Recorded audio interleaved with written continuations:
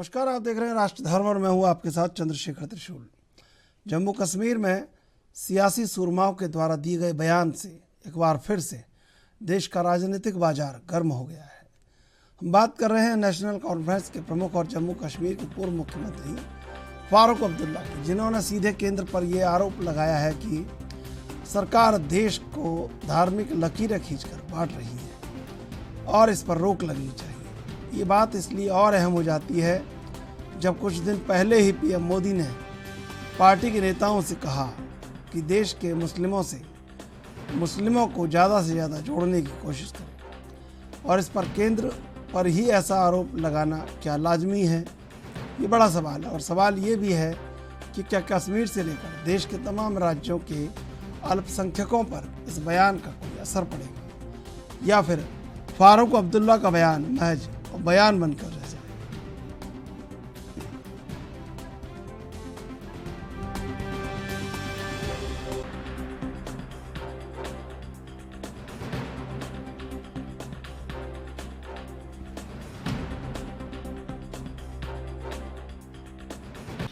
देखिए, ये बात सही है कि डर और नफरत की राजनीति नई नहीं है, इसमें कोई दो राय नहीं है। ये एक ज़माने से चली आ रही है। बस कांग्रेस के समय में ये था कि मोहब्बत और नफ़रत दोनों एक साथ था, उसका पता नहीं चलता था कि ये मुसलमान के साथ हो क्या रहा है।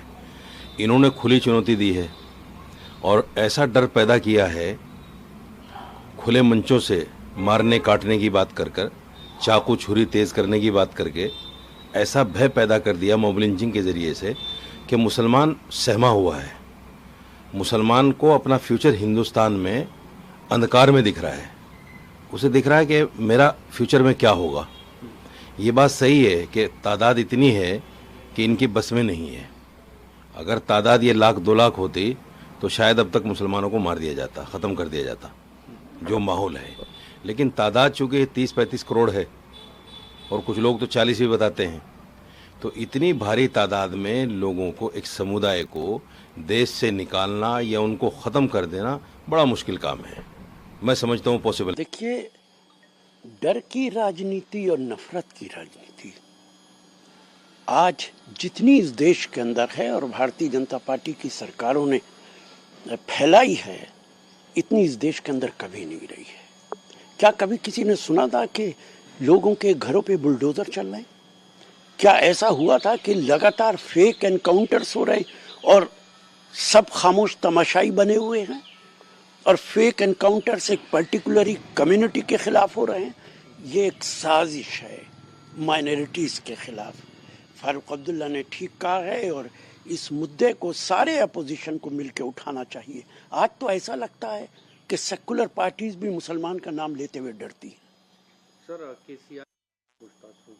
देखिए, क्या सही है क्या गलत ये हम नहीं कह सकते, लेकिन ये हम ज़रूर कह सकते हैं कि ईडी और सीबीआई इस सरकार के हाथ का खिलौना है। जो भी भारतीय जनता पार्टी के खिलाफ बोलेगा, वो लालू यादव का बेटा डिप्टी चीफ मिनिस्टर हो, दिल्ली का डिप्टी चीफ मिनिस्टर हो, कविता हो, अशोक गहलोत का भाई हो, वो कोई भी हो सकता है, उसके खिलाफ ईडी और सीबीआई काम करेगी। वो एक मैसेज है, एक वार्निंग है पूरे देश के नेताओं को कि आप बीजेपी के लीडर्स और प्रधानमंत्री के खिलाफ बोलना बंद कर दें, वरना ईडी और सीबीआई आपके पीछे लगा दी जाएगी। देखिए, ये वर्षों से भारतीय जनता पार्टी के खिलाफ ये दुष्प्रचार हमेशा से चलता आया है और मैं ये जानता हूँ कि भारतीय जनता पार्टी और हमारे प्रधानमंत्री वो उनके लिए समाज के हर वर्ग का व्यक्ति, वो किसी धर्म का हो, किसी मज़हब का हो, किसी भी क्षेत्र का हो, उसको सबको वो बराबर अहमियत देते हैं। सरकार की सारी स्कीम्स का लाभ सारे देश के सभी लोगों को बराबर मिलता है। उसमें ना ये देखा जाता कि ये हिंदू है, ना ये देखा जाता ये मुसलमान है, ना ये देखा जाता कि ये सिख है, ईसाई है, या कौन से धर्म का, कौन से मज़हब का, कौन से प्रांत या कौन सी भाषा का है। इसलिए इस तरह के एप्रीहेंशंस या इस तरह की जो पॉलिटिकल स्टेटमेंट्स हैं, मुझे लगता है कि इनको बहुत ज़्यादा तवज्जो इस देश के लोग नहीं दे रहे हैं। नीति की बात करने वाले फारूक अब्दुल्ला साहब आपको ये अंदाजा होगा कि उन्होंने हमेशा इसी राजनीति को ना सिर्फ प्रमोट किया है, पनपने दिया है। और ये जो खौफ है जिसकी बात कर रहे हैं, ये खौफ तो लगातार हुर्रियत पार्टियों ने लगातार हमारे कश्मीरी भाई बहनों को दिया है और उनको हमेशा अलगाववाद का रास्ता दिखाने की बात की है। तो एक बार फिर फारूक अब्दुल्ला साहब हिंदू मुस्लिम की राजनीति करने आए।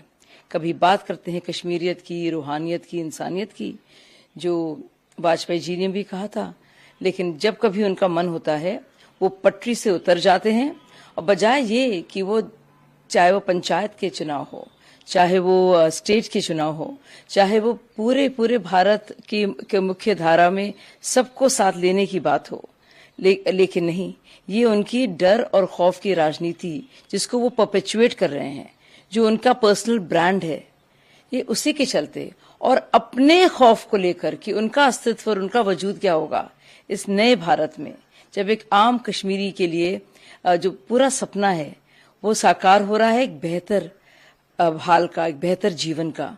तो मुझे लगता है कि जम्मू और कश्मीर के पूर्व मुख्यमंत्री दरअसल खुद अपने लिए खौफजदा।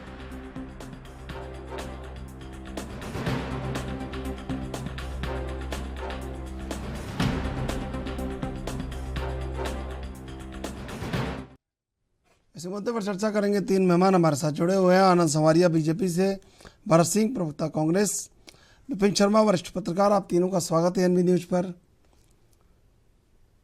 आनंद जी, क्यों खौफजदा हैं फारूक अब्दुल्ला आपसे, और वो धार्मिक लकीरों की बात कर रहे हैं, बुलडोजर, फिर राशिद अलवी भी कह रहे हैं बुलडोजर, फेक एनकाउंटर, सब क्यों हो रहा है? चंद्रशेखर जी, मैं अभी पढ़ रहा था क्यों डरे हुए हैं।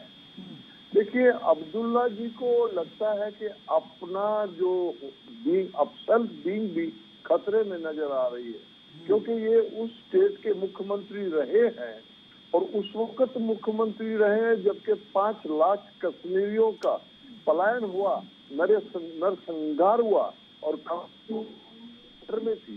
तो ये अब्दुल्ला ऐसे इंसान हैं जो बिल्कुल अपने अस्तित्व को बचाने के लिए, चाहे वो अब्दुल्ला हो, चाहे वो हो, चाहे वो जुबैर रजा हो, चाहे वो मुफ्ती हो, ये सिर्फ अपने अस्तित्व को बचाने के लिए हिंदू मुसलमान में वैमनस्य या जहर घोल रहे हैं।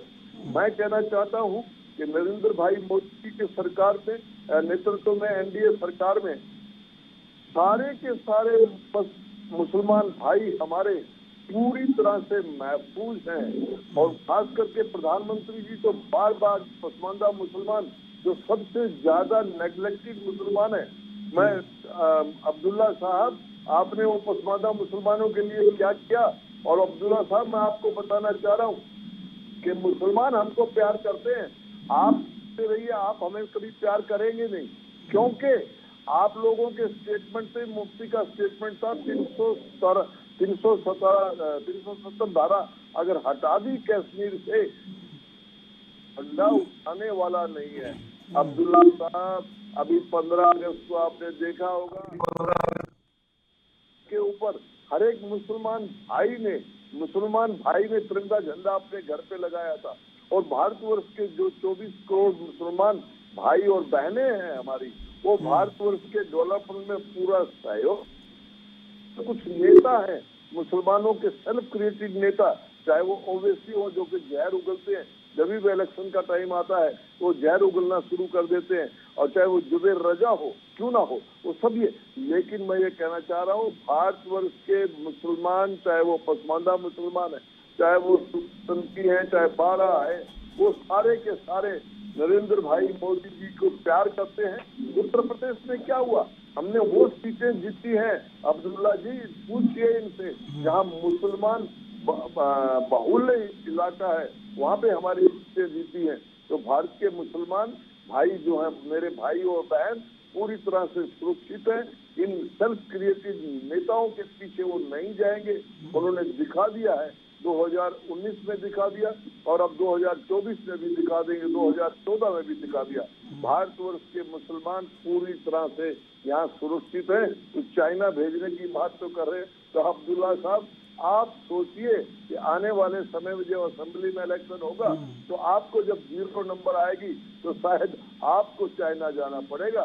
भारतवर्ष के मुसलमान तो यही भारतवर्ष में रह के भारत को उत्थान में पूरा का पूरा योग देंगे और वो पूरी तरह से भारत में सुरक्षित।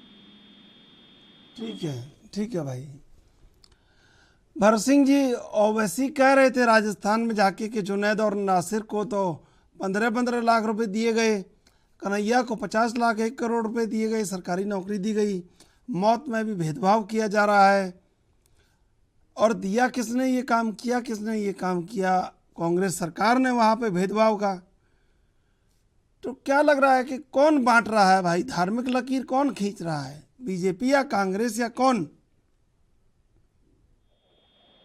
चंद्रशेखर जी, बहुत अच्छा लगा मुझे सावरिया जी की बातों को सुन के। कम से कम 15-20 बार तो मुस्लिम भाइयों के लिए हमारे हैं। लगता है चुनाव नजदीक आ गया। एक मेरे सवाल का जवाब आप दे दीजिए, फिर आनंद संवारिया जी को खूब तलवार की धार पे चलाइए, उनके ऊपर वार कीजिए, हमला कीजिए, आक्रमण कीजिए। मेरे सवाल का जवाब दे दीजिए कि भाई जुनैद और नासिर को 15 लाख मिलते हैं, कन्हैया लाल को 50 लाख मिलते हैं। ये भेदभाव कौन कर रहा है? बीजेपी तो नहीं कर रही ना, वहाँ बीजेपी की सरकार नहीं है राजस्थान में, वहाँ तो कांग्रेस की सरकार है। और दोनों कांड कांग्रेस के समय में हुए और ओवैसी वहाँ बोल रहे हैं जाके, तो ये कौन कर रहा है? अब देखिए, ओवैसी ने किसकी ठेकेदारी लेके रखी है? मुसलमानों का ठेका ओवैसी जी ने लेके रखा है। अगर मान लीजिए कन्हैया को हमने 50 लाख दिया तो इसमें तो खुश होना चाहिए सावरिया जी को कि भाई हिंदू भाई को 50 लाख दिया। किसने दिया? कांग्रेस की सरकार ने दिया। आप ये भेदभाव बंटवारा, भेदभाव कौन करे भाई? ये तो खुशी होने की बात है ना।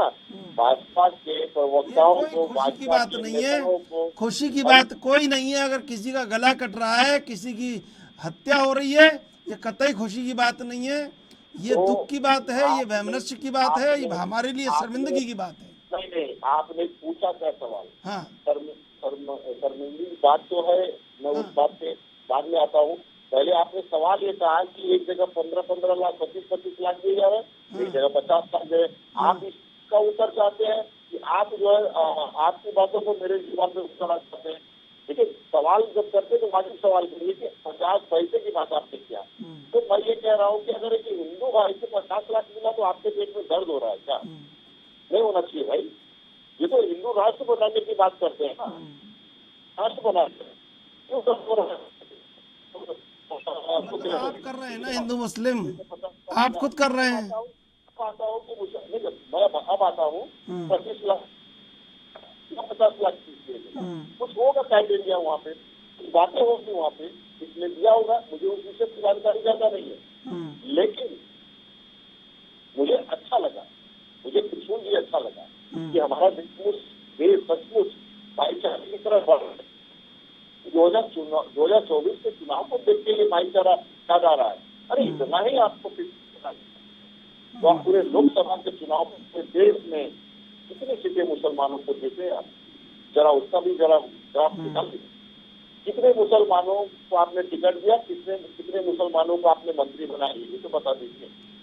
आप तो एक तरफ से उनको बोलते हैं, दूसरी तरफ आप बोलते हैं जब चुनाव आ जाता है तो कार्ड खेलते हैं, ये हमारे हैं, वो हमारे नहीं है, शिया हमारे हैं, सुन्नी हमारे नहीं है, पसंदा हमारे हैं, ये हमारे नहीं है। तो भेदभाव का अगर कोई खेल खेल रहा है तो इसमें मुस्लिम समाज के नाम पे खेल रहा है, हिंदू समाज के नाम पे खेल रहा है। चंद्रशेखर जी वो देख रहा है कि इस समय कश्मीर में 370 तो हटा दिया, बहुत अच्छा किया, 370 हटा दिया, लेकिन वहाँ पे रिजल्ट क्या आया? आज भी वहाँ पे कश्मीरी पंडित पिछड़े जा रहे हैं। और आपको याद होगा संजय की बात के वहाँ पे जो है जब कश्मीरी पंडित छोड़ के जब वहां से पलायन करने लगे, आपको भूल गए अपनी सरकार की स्थिति, आप ये भूल गए कि वहाँ पे राज्यपाल किसका था, तो राज्यपाल जी ने क्यों नहीं, क्या उन्होंने लिख दिया, क्यों नहीं उन्होंने रोका। ये सारी चीजें अगर आप पीछे जाते हैं ना सावरिया जी, तो पीछे ये भी ध्यान रखिए ना कि जो आप कश्मीर पिक्चर बनवा के रिलीज करवा देते हैं और उसका प्रमोशन भी करवाते हैं, तो ये वो डायरेक्टर भूल के क्या दिखाने के लिए कि उस समय वहाँ पे जो है राज्यपाल कौन था, किसके कहने पे चल रहा था। ये सारी चीजें जो है ना, वो देखिए देश में मैं फिर कह रहा हूँ, हिंदू हो, मुस्लिम हो, सिख हो, ईसाई हो, सब एक जैसे मतलब भाई भाई जैसे रहते हैं। बहुत अच्छा कहा आपने, पहली बार मुझे अच्छा लगा, लेकिन मुझे वो डाउट हो रहा है कि 2024 के चुनाव को मद्देनजर देखते हुए आप लोग कह रहे हैं क्या। भाई नरेंद्र मोदी जी ने भी पिछले 1 महीने पहले मुझे लगता है कहा कि मुस्लिम समाज से भी जुड़ाव बनाना चाहिए, अपने नेताओं से कहा कि आप लोग दूरियां मत बनाओ, लेकिन सिर्फ ये 2024 के लिए ही है क्या चंद्रशेखर जी, मेन मुद्दा नहीं आता है। ठीक है, नहीं उनके कहने का असर हुआ नहीं। 3 दिन बाद हेमंत विश्व शर्मा ने बोल दिया वहाँ गुवाहाटी में कि शाहरुख खान कौन है मैं जानता ही नहीं, अनावश्यक विवाद खड़ा कर दिया। अब जब विचारधाराएं इस तरह से मिक्स हो जाती हैं तो इसी तरह के परिणाम आते हैं। विपिन शर्मा जी वो वैसे ही बोल रहे हैं कि भाई आपने 15 दिया इनको, उनको 50 दिया। फारूक अब्दुल्ला बोल रहे हैं कि इनको आप चीन भेज देंगे, समंदर में डाल देंगे। तो ये इनको उनको इनको उनको करके फायदा किनको हो रहा है?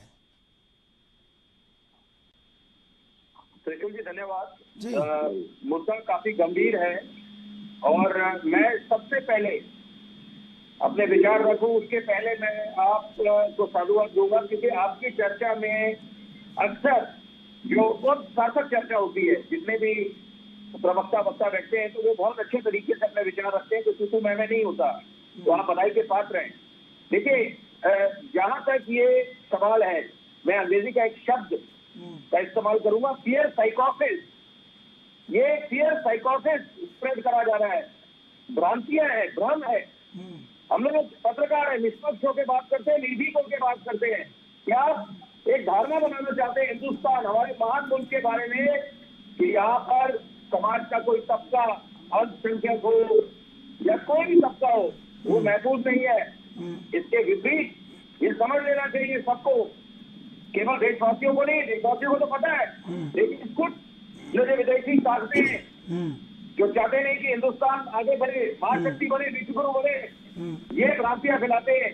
और कुछ जयचंद वो ये ऐसा भ्रम फैलाने की कोशिश करते हैं कि यहाँ पर अल्पसंख्यक महफूज नहीं है, ये हिंदुस्तान नहीं लिंचिस्तान है। मुझे तो भूलते हुए दुख होता है, मैं फौजी का बेटा हूँ, फौजी का पोता हूँ, फौजी खानदान से मेरा वास्ता है।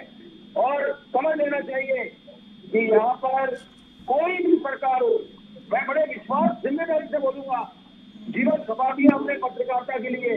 मैं एक बात बोलूंगा बड़े जिम्मेदारी से कि कोई भी राजनीतिक दलों को नहीं चाहेगा कि कोई भी, देखिए अगर हम ये बात करें कि राजनीति अपने राजनीतिक फायदे के लिए, तो वही समझ लीजिए कि वो नहीं चाहेगा कि किसी भी कोई भी तबका पीछे रह जाए, उससे दूर हो जाए। तो यहाँ पर ये कहना, ये तो कंटिन्यूटी फेल हो जाएगी। आप कहेंगे कि मोदी सरकार नहीं ध्यान दे रही, और ये आप बोलते हैं कि वो चीन चले जाए या पाकिस्तान चले जाए, ऐसा नहीं है।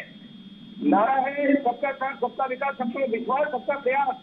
बूंद बूंद सागर बनाता है और हर कोई चाहेगा राजनीतिक दल कि हर एक वोट बैंक को वो अपनी तरफ लेके आए, और ये देखा जाता है इसमें क्या है। इसमें विपिन जी आपका जवाब लूंगा, लेकिन अभी लेंगे एक छोटा सा ब्रेक के बाद फिर हाजिर होंगे।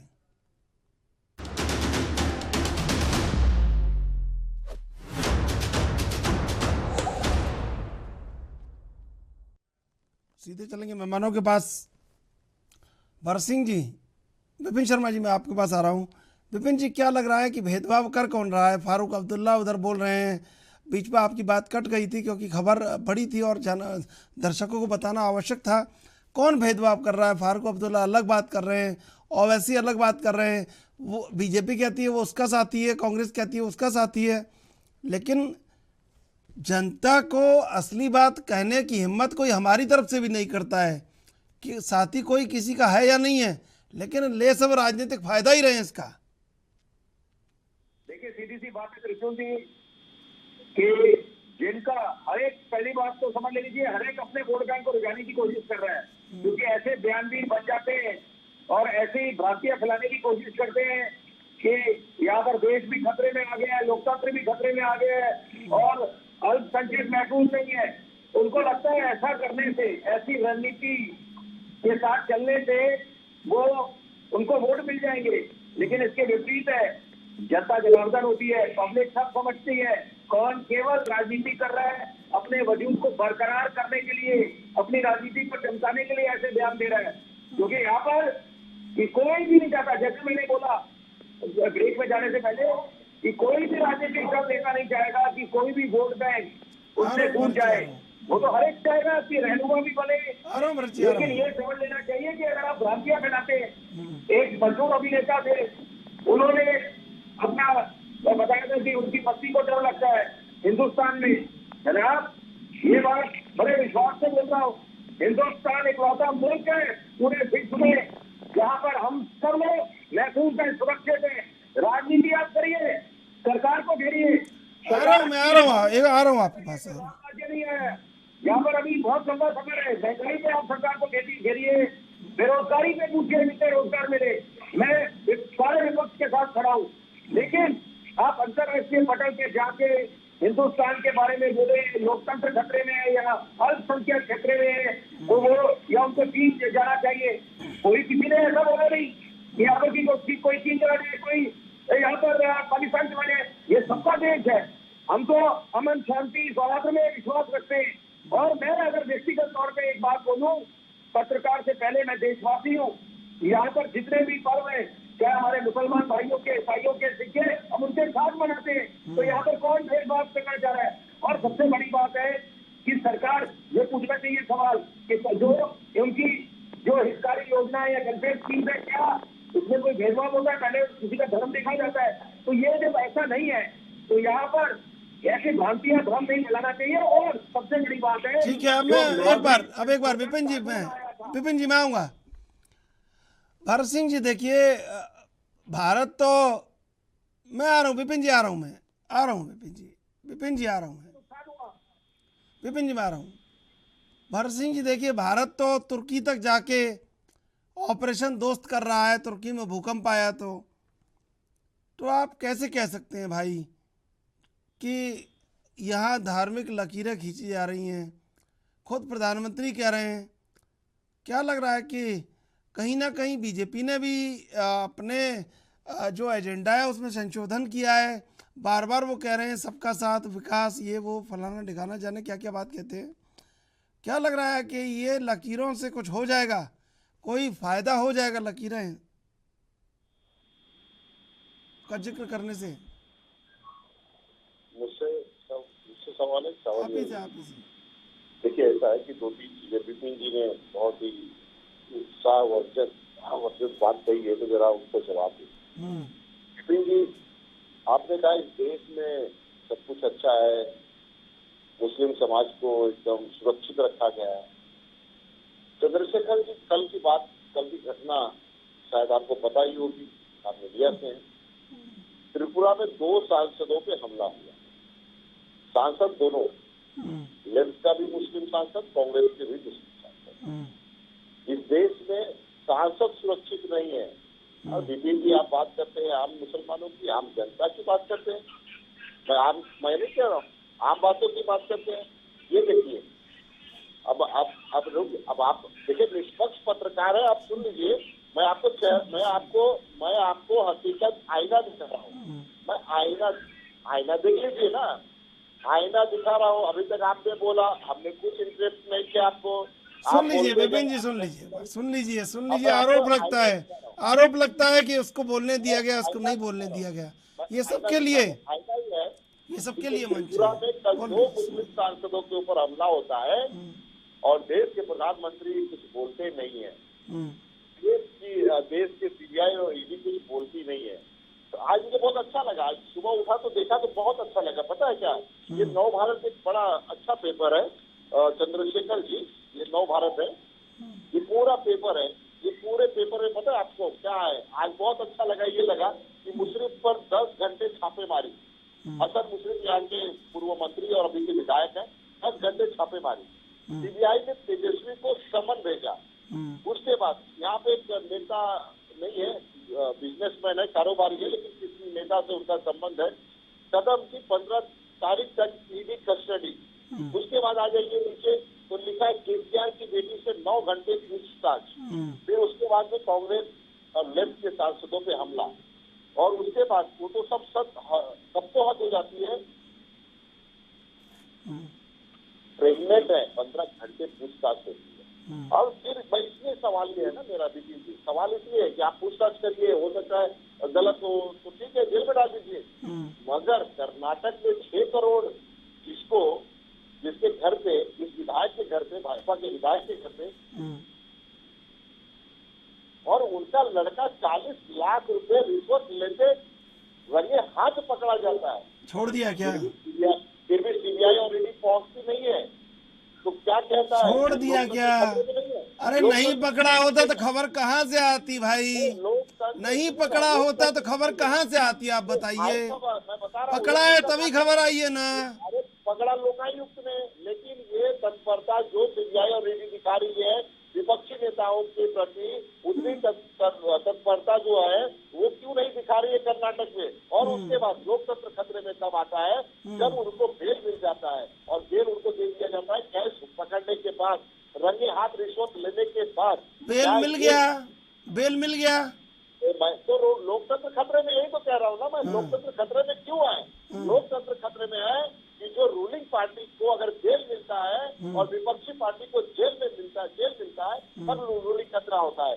तब होता है कि 10 घंटे मुस्लिम से पूछा जाता है, 15-15 घंटे जो है एक जो है प्रेगनेंट को बिठा के पूछताछ की जाती है।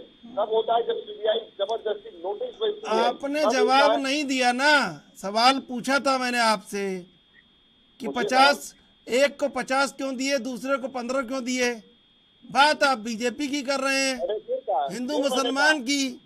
बीजेपी हिंदू मुसलमान कर रही है, आप नहीं कर रहे हैं क्या? आपको ये जवाब देना था ना भाई।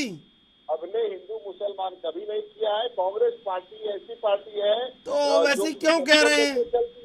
ओवैसी क्यों कह रहे हैं राजस्थान में जाके? अच्छा ये होता है, आप बताइए, ओवैसी जो है भाजपा की बी टीम बन के जो बैटिंग करते हैं, तो आप उनकी बातों को मान लेते हैं। ओवैसी तो अभी चिल्लाएंगे, अभी तो जैसे जैसे 2024 का चुनाव आएगा वो एजेंट के तौर पे काम करते हैं ना। देखिए भाजपा के जो एजेंट ये कह रहे हैं, ये फिर कह देते हैं आप फारूक अब्दुल्ला से बुलवा रहे हैं। फारूक अब्दुल्ला ने अगर कोई बात कही है, ये फारूक अब्दुल्ला उसका बयान वो दे सकते हैं। एक सुनिए, ये दोहरा मापदंड नहीं भरत सिंह जी। ओवैसी ने कही तो गंभीर नहीं है और फारूक अब्दुल्ला ने तो कही तो गंभीर है, क्योंकि वो आपके हक की बात है। मैं फिर कह रहा हूँ, फारूक अब्दुल्ला जी ने कहा भी है तो कोई गलत नहीं कहा। मैं आपसे पूछ रहा हूँ, ओवैसी ने गलत कहा? देखिए ओवैसी ने गलत कहा। दूसरा, आप मुझे टोक रहे हैं ना, शायद मुझे लगता है दोनों पैनलिस्टों को नहीं टोके होंगे। मेरी बात पूरी हो जाने दीजिए, आपको समझ में आ जाएगी मैं कहना क्या चाहता हूँ। आप बीच बीच में टोकेंगे तो मेरा कहने का मतलब ही नहीं, सार्थक भी कुछ बात ही नहीं निकलेगी। मैं ये कह रहा हूँ कि फारूक अब्दुल्ला ने जब ये कहा, वो इसलिए कहा होगा क्योंकि 2 सांसदों पे, मुस्लिम सांसदों पे हल्ला होता है, और हल्ला करने वाले नारा क्या लगाते हैं कि भारत माता की जय, भारत माता की जय करके अगर 2 मुस्लिम सांसदों पे हमला होना, ये दिखाता है कि कहीं न कहीं लोकतंत्र ठीक से काम नहीं। चलिए पूछ लेता हूँ मैं भाई, पूछ लेता हूँ। चलिए आनंद जी, क्यों सांसदों पे हमला हो रहा है? क्यों फारूक अब्दुल्ला का बयान गलत है और क्यों ओवैसी का सही है? और ऐसा हो क्यों रहा है भाई? आप सरकार चला रहे हैं, जिम्मेदार सबके प्रति होना चाहिए आपको।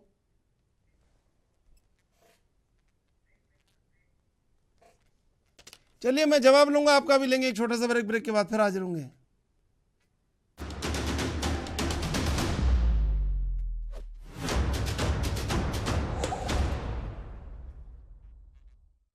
सीधे चलेंगे मेहमानों के पास। आनंद संवारिया जी, आप ही के समय में इतना सब कुछ क्यों होता है? 80-20 की बात कर देते हैं, कभी कुछ हो जाता है, फिर आप सबका साथ सबके विकास की बात करते हैं। ऐसा क्यों हो रहा है? फारूक अब्दुल्ला सही है, ओवैसी गलत है, ओवैसी सही है, फारूक अब्दुल्ला गलत है। मैं कह रहा हूँ दोनों सही होने चाहिए, सब सही होने चाहिए। बिल्कुल आप सही चंद्रशेखर जी कह रहे हैं कि सब सही होने चाहिए। हाँ। बट जैसे अभी विपिन जी ने बताया, वो कोई पॉलिटिकल किसी पार्टी के प्रवक्ता नहीं है, वो एक सुलझे हुए पत्रकार हैं और फौजी बैकग्राउंड से आते हैं। मैं भी फौज का डॉक्टर रहा हूँ। एक फियर साइकोसिस एक नाम है, एक फियर साइकोसिस एक बीमारी है जो कांग्रेस के अंदर बहुत बुरी तरह से आ गई है। तो 2024 में इसको माइक्रोस्कोप से देखने की हालात आ चुके हैं। मुझे अच्छा लगा कि कांग्रेस के प्रवक्ता भरत सिंह जी ने कहा कि जो मैं बोल रहा हूँ उनको अच्छा लगा, और उनको ये भी अच्छा लगा 370 हट गई। मैं पूछना चाहता हूँ भरत सिंह जी, आपके नेता तो कह रहे थे घिसते घिस जाएगी, नहीं, इसको हटाना पड़ा और उस धारा के हटा, हमें अच्छा लगा कि आप अपने पर अपने कर लगा 370 हट गई। मैं ये कहना चाह रहा हूँ कि नरेंद्र भाई मोदी जी के नेतृत्व में एनडीए सरकार में, चाहे वो आयुष्मान भारत स्कीम हो, चाहे वो उज्ज्वला में गैस के सिलेंडर हैं, चाहे वो घर हैं, चाहे वो शौचालय हैं, हम किसी से ये नहीं पूछते कि आप मुसलमान हैं कि हिंदुस्तानी हैं। मैंने आपके हिंदू हैं कि यूपी में अभी अलग बाहुल्य है मुसलमानों क्या है। अब आपने पूछा क्या इलेक्शन आ गया? हाँ, इलेक्शन का समय आ गया। कभी आपका नेता लंदन में जाके बैठ रहा है कि डेमोक्रेसी खत्म हो गई है, यूरोप और अमेरिका को चाहिए। सचमुच में इलेक्शन आ गया है। तो ये आपकी चीज जो ये आपका एटीट्यूड है, आपके नेता ने लंदन में जाके पत्रकारों को ये कहा है, इससे शर्मनाक बात कोई।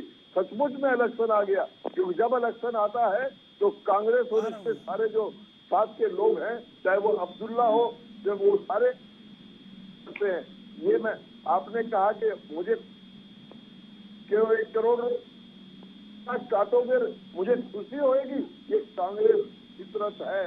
आप सुन लीजिए मेरी बात को। सुन लीजिए, मैं आ रहा हूँ भरत सिंह जी, सुन लीजिए, मैं आ रहा हूँ आपके पास, आ रहा हूँ भाई, सुन लीजिए एक बार, आ रहा हूँ। भरत सिंह जी, देखो जनता ने तो आपको नकार दिया। टेलीविजन के ऊपर कम से कम जो दर्शक देख रहे हैं, तो जब एक प्रवक्ता बोल रहा होता है तो दूसरे को सुनना चाहिए। हाँ, कान में तो बात आएगी नहीं ना। मैं कह रहा हूँ यस, इलेक्शन आ गए हैं, जिस तरह से डेमोक्रेसी खतरे में आ गई है। अरे कम से कम अपने नाना जी के घर के प्राइम मिनिस्टर को तो सुन लेते कि नरेंद्र मोदी और नेता है और भारतवर्ष एक सशक्त डेमोक्रेसी है, मदर ऑफ डेमोक्रेसी है। तो इलेक्शन का ये इलेक्शन जितने मुसलमान भाइयों का फायदा उठाया है वो कांग्रेस ने उठाया है। उन्होंने यूज किया और थ्रो कर दिया गया। और अभी विपिन जी कह रहे थे, किसी एक्टर ने कहा कि उसकी वाइफ, विपिन जी इनकी पार्टी के वाइस प्रेसिडेंट ने कहा था एक खतरा है, बात करते, इनके तो रक्त में, इनकी डीएनए में ही है। तो ये फियर साइकोसिस है, क्योंकि अब्दुल्ला का भी फियर साइकोसिस आने वाले असेंबली में वो 0 पे। विपिन शर्मा जी, मैं आ रहा हूँ, आनंद जी आ रहा हूँ मैं। देखिए विपिन शर्मा जी 2 बार कोई उपराष्ट्रपति रह लेते हैं और जैसे ही उनका कार्यकाल खत्म होता है, वो जैसे ही पद से उतरते हैं वो कहते हैं इस देश में खतरा है। भाई आप क्या समझेंगे इस बात को, बताइए, इसको क्या समझा जाएगा? ये सियासत कैसी चीज है, बताइए आप। बड़े कमाल की चीज है कि देखिए कि कभी मैंने उदाहरण दिया, वो मशहूर अभिनेता ने क्या बोला था कि उनकी पत्नी को आजकल खतरा लग रहा है। जिस हिंदुस्तान ने आपको नाम दिया, शोहरत दी, बुलंदी में पहुंचाया, अचानक एकाएक, देखिए टाइमिंग, एकाएक आपको आज उसी हिंदुस्तान से खतरा लगता है। तो ये क्या हैरत अंगेज बात नहीं है? देश की जनता क्या समझेगी इससे? क्या समझाया जाएगा देश की आवाज को? तभी कहा जाता है कि पब्लिक सब जानती है। और ये बात समझ लेनी चाहिए, हमें तो सोच लेना चाहिए, खासतौर पर जब विदेशी मंच पर जाते हैं। अंदर अगर आपको बात करनी है, चर्चा करनी है, तो संवाद की प्रक्रिया चलते रहने दीजिए।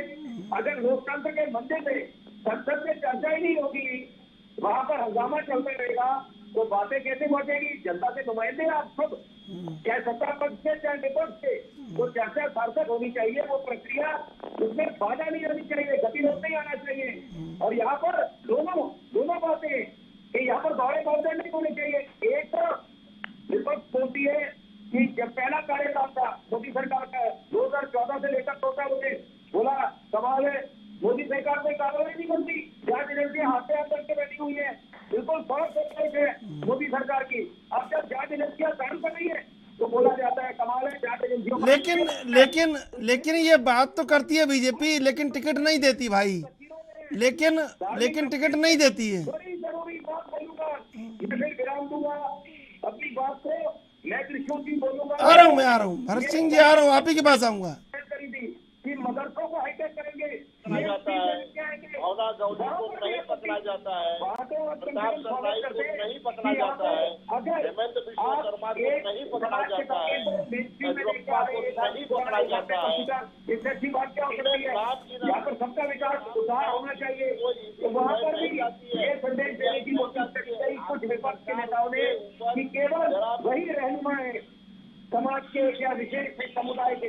भरत सिंह जी आ रहा हूँ मैं, सुन लीजिए एक बार, मैं आऊंगा आपके पास, आपको सुनूंगा बाकायदा, आपसे सारा जवाब लिया जाएगा, एक बार सुन लीजिए जी।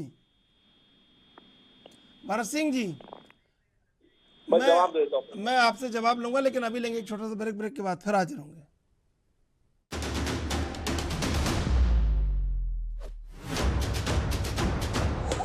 सीधे चलेंगे मेहमानों के पास। भरत सिंह जी, कौन कर रहा है भाई? एक तो नहीं कर रहा है, सारे राजनीतिक दल कर रहे हैं। तो मैं शर्मा जी आपके लिए सिर्फ इतना ही कहूंगा कि washing powder Bhajpa, washing powder Bhajpa, दागी जो भी जाए धूल जाए और बाहर निकलते मुख्यमंत्री बन जाए। ये वॉशिंग पाउडर जो भाजपा की है, इसी का आप इतनी तारीफ कर रहे हैं, मैं गिनाता हूँ। देखिए, आपने कहा कि कांग्रेस चिल्लाती थी भाजपा कुछ कर नहीं रही है, केंद्र सरकार कुछ कर रही है, करती नहीं है, ईडी सीबीआई को भेजती नहीं है, छापामारी करती नहीं। करिए आप छापामारी, किसने रोका है? जो दागी है उन पर छापामारी करिए, लेकिन नारायण राणे को आप जब छोड़ते हैं तब सवाल उठता है। हेमंत बिश्व शर्मा को जब आप छोड़ते हैं तब सवाल उठता है।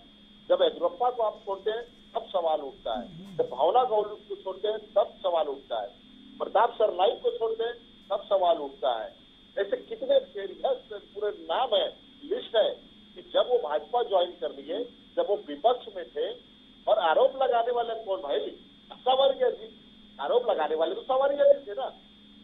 जैसे वो विपक्ष से सत्ताधारी पक्ष में चले गए, तो वही मैंने कहा ना कि वॉशिंग पाउडर जो है भाजपा, उससे आप नहला धुला के साफ कर देते हैं और उसके बाद बोलते हैं कि नहीं लोकतंत्र एकदम सही चल रहा है, भाजपा एकदम सही काम कर रही है।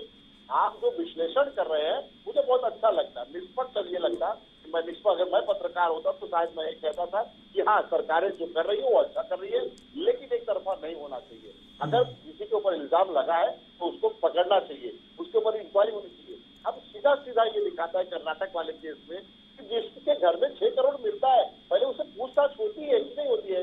ईडीआई सीबी जिस तत्परता से दूसरे को जाके समझ दे रही है, बुला रही है, पूछताछ कर रही है, उसी तरह से उस महाशय को भी, उस विधायक को भी बुलाना चाहिए था ईडी को, उसके घर पे जाके जो है छापामारी करना चाहिए था। और 40 लाख रिश्वत जब विपिन जी कोई लेता है और रंगे हाथ पकड़ा जाता है और उसके बाद बेल जब मिलता है, तो ये कैसे संभव हो सकता है भाई? ये संभव सिर्फ हो सकता है ना, वो कहावत है ना कि मोदी है तो मुमकिन है, तो मोदी जी है तो मुमकिन है, क्योंकि उनके लोग तो एकदम बेदागी है ना, साफ धुले हुए हैं। अब आता हूँ मैं, सावरिया जी, आपने कहा कि राहुल जी बाहर जाके विदेश में जाके जो बात कहे वो आपको बहुत मिर्ची लगी। तो मिर्ची क्यों लगी भाई? देश के प्रधानमंत्री जब संघाई में जाके ये कहते हैं कि मुझे तो कभी कभी शर्म महसूस होता है कि मैं भारत देश में जो है पैदा हुआ हूँ, तब आपको जो है भारत देश का बदनामी नहीं लगी? तब आपको शर्म नहीं लगी? देश के प्रधानमंत्री का इस तरह से वक्तव्य आता है, तब आपको शर्म नहीं लगी? जब हमारे देश का प्रधानमंत्री जाके अमेरिका के राष्ट्रपति डोनाल्ड ट्रंप का प्रचार करते हैं और वहाँ पे प्रचार करने का क्या ये देश के हमारे प्रधानमंत्री का कर्तव्य है? ये काम होता है कि हमारे देश का प्रधानमंत्री एक जाके दूसरे देश के जो प्रचार करे, वो भी जो चुनाव प्रचार करे? सुन लीजिए एक बार सुन लीजिए विपिन जी। हमारे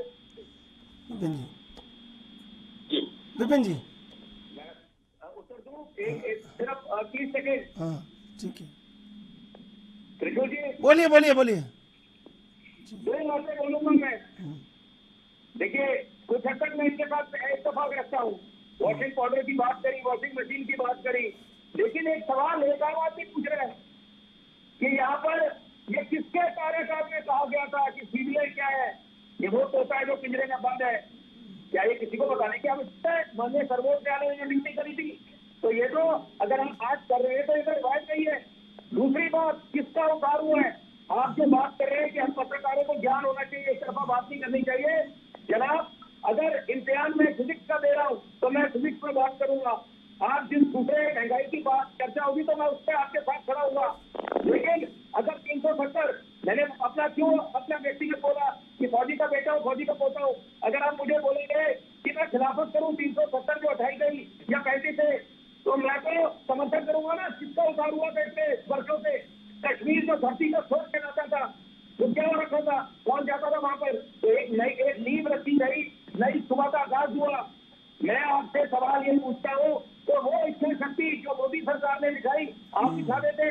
और दूसरी बात बड़ी जरूरी, मैं चाहता हूँ आपके जो सम्मानित दर्शक है, त्रिशूल जी आपका चैनल नंबर 1 है, मैं चाहता हूँ ये बात पहुंचे कि ये जो बार बार बोलते हैं कि टारगेटेड किलिंग हो रही है, जनाब एक हम पॉलिटिक्स क्यों करते हैं?